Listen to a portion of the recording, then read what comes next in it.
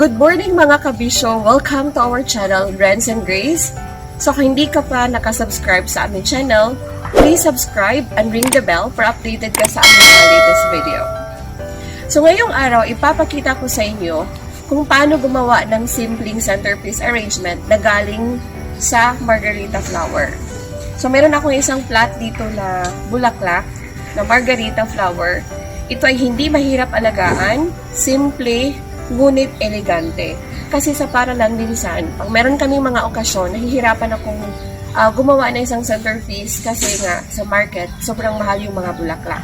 So kaya, sa tulong ng aking asawa, nagtanim kami ng simpleng bulaklak, no? Ito ang Margarita Flower at ito na siya ngayon after 1 month. Makikita niyo na ito ay namumulaklak na.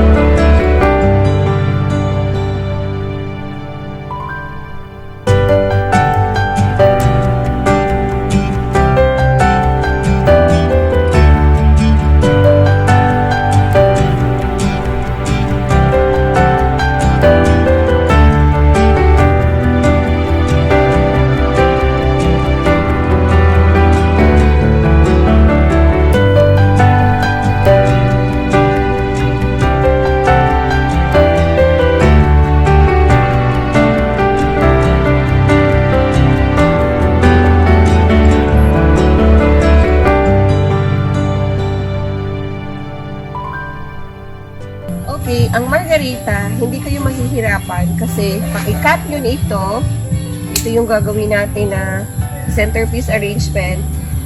Dito, meron namang tutubo na sanga na magdadala naman ng panibagong bulaklak. So, tulad dito, pag i-cut ko ito, meron na namang panibagong bulaklak. So, ito na ngayon ang mga iba't ibang kulay ng ating bulaklak na Margarita. So, ito ang pinaka-main, no, na gagamitin natin sa centerpiece. So, of course, kailangan natin ng leaves, no? Kahit anong leaves. Pero ngayon, ang ginuha ko ay yung palmera. And then, yung bulaklak natin. At saka yung importante, ang floral foam. And then, yung underliner.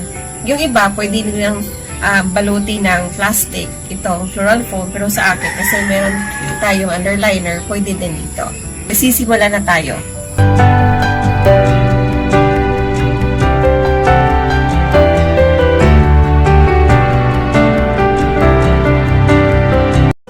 Okay, so ito na ngayon ang final output natin.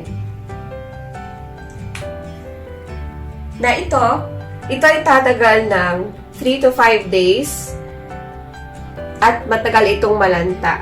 Especially kung nandun siya sa loob ng bahay.